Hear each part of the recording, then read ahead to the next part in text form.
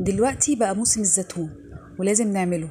انا مش عارفه ازاي لحد دلوقتي بتشتروه من بره ومجربتوش جمال وطعم الزيتون البيتي. انا امنيه سامي من قناه اكلات سهله وسريعه. اللي لسه اول مره يشوفني ما ينساش يعمل لايك وسبسكرايب عشان يوصلك كل جديد. وصفتنا النهارده طريقه تخليل الزيتون التفاحي بطريقه سهله وبسيطه جدا وان شاء الله هتعجبكم. فيلا معايا عشان تشوفوا طريقتي بالتفصيل. اول حاجه بجيب الزيتون بتاعي وبشقه زي ما انتم شايفين كده بالسكينه. هنا كان عندي 3 انواع من الزيتون وقت ما جبت. في الزيتون اللي ب 30 جنيه وفي الزيتون اللي ب 35 الوسط وفي الزيتون التفاحي الكبير قوي اللي ب 40 جنيه.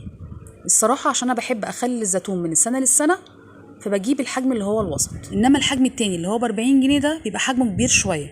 ده بيبقى سريع ومش بيستحمل يقعد من السنه للسنه، بيحصل له شويه طراوه لما بتسيبوه. فانا بحب دايما اجيب بالحجم اللي هو الوسط، والحجم الوسط ده حاليا في السوق عندي واصل 35 جنيه. شايفين حجمه؟ بوريه لكم الحجم اهو على كف ايدي. بشقه زي ما انتم شايفين بالمنظر ده وبنقعه حوالي 2 ساعتين في الميه عقبال ما اجهز المكونات بتاعته. انا هنا هتكلم على مكونات الكيلو. لو انتوا هتزودوا عن الكيلو هتضاعفوا الكميه اللي انا بقولها. الكيلو بيتجاب له لتر ميه، الكيلو بيتعمل له لتر ميه. واهم حاجه في عمل المخللات، الميه اللي انا بستخدمها لازم تتغلي الاول، وبحطها على اي نوع مخلل بعد ما تبرد خالص وتبقى زي الميه الفتره. لكن لو استخدمت ميه من الحنفيه على طول الصراحه المخلل ما بيستحملش وما بيقعدش. فاهم حاجه لعمل المخللات لازم نغلي الميه بتاعتنا. هنا الكيلو بتاع الزيتون بنستخدم زي ما قلنا لتر من الميه. هنحط 4 معالق ملح كبار مليانين. ما تخافوش الملح مش هيملح لي الزيتون خالص، لو قللتوا الملح عن كده للاسف الزيتون هيطرى معاكم وهيبوظ. تاني حاجه الملح وظيفته ان هو بيسحب لي المراره اللي موجوده في الزيتون، وماده حافظه كويسه جدا. هنا لكل كيلو قلنا ضفنا 4 معالق ملح كبار او كيس الملح اللي هو الصغير اللي بجنيه، وبنحط عليه معلقه شطه كبيره.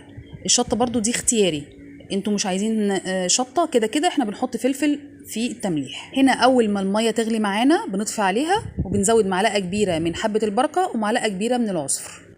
طبعا الكميه دي للكيلو، وزي ما قلت لكم الشطه دي اختياري، ده للناس اللي بتحب حاجه حاره.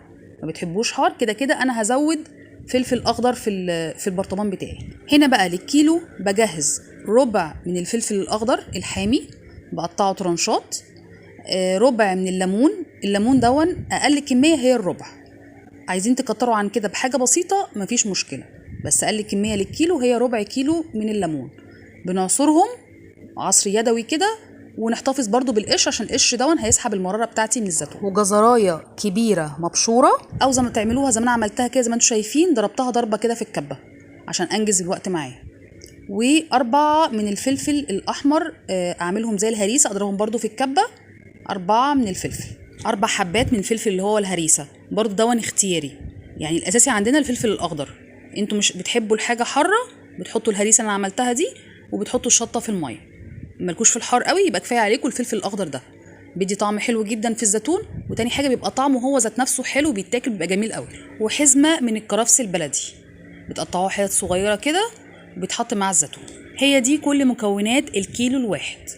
بنجيب بقى برطمان نظيف بنحط طبقه من الزيتون، بعد كده بحط طبقه من الفلفل الاخضر زي ما انتم شايفين مقطعه الفلفلايه ل3 قطع، وبعد كده بحط حوالي 3 أو 4 من قش الليمون ده. وظيفة القش ده ان هو بيسحب لي المرارة الموجودة في الزيتون. وباخد معلقة من الجزر ومعلقة من الهريسة وهكذا بقى، ومعلقة من الكرفس. بفضل بقى اكرر الطبقات دي لحد ما املى البرطمان كله بتاع الزيتون. واهم حاجة بسيب كام واحدة من قش الليمون اللي انا معصراه ده في الاخر خالص عشان بحطه على الوش، عشان لو حصل اي ريم اي حاجة يبقى القش ده هو اللي ياخد الريم ده كله. زي ما انتم شايفين مليت البرطمان بتاعي كله. هبدا بقى انزل بالليمون اللي انا عصرته. طبعا الميه بتاعتي كانت بردت تماما، لازم اسيبها لحد ما تبرد تماما. هنا بوريكم الليمون اللي انا نزلته تحت في قاعده البرطمان. قبل ما اصب الميه لازم مهم جدا ان انا اقلبها كويس قوي، علشان شايفين لونها بقى عامل ازاي، والعصفر وحبه البركه فيه والشطه بقلبهم كويس جدا. وابدا بقى انزل بالميه دي كلها على البرطمان. اهم خطوه بقى في البرطمان كويس جدا وابدا ارجه كويس قوي علشان كل المكونات تتجانس مع بعضها، والليمون اللي كان في القعده يبدا بقى يخش في الميه بتاعتي. اهم حاجه وانا بصب الميه بتاعتي لازم اسيب كميه كده في البرطمان فاضيه علشان هصب فيها زيت عشان يمنع تكون اي عفن او اي حاجه مش كويسه على الوش. هبدا بقى احط الليمون اللي انا سبته على جنب القشر بتاعي، هبدا احطه على الوش عشان زي ما قلت لكم لو حصل اي اي هواء او اي حاجه دخلت له عفن او اي حاجه، الليمون ده هو اللي ياخد الحاجات دي وارميه في الاخر. وابدا قبل ما اقفل البرطمان بتاعي ببدا الاول الفه بكيس، ده كيس سندوتشات بفتحه كده فتحه من الجنب وابدا الفه زي ما انتم شايفين واربطه كويس قوي، وبعد كده اغطي البرطمان بتاعي كويس. الزيتون ده بياخد من 15 يوم ل 20 يوم عقبال ما بيستوي. انتوا ممكن تفتحوا بعد 15 يوم وتدوقوا، لو حسيتوا لسه في مراره نسبه مراره عادي بترموا الكيس ده وتحطوا كيس نضيف مكانه وتقفلوه وتستنوا 5 ايام كمان.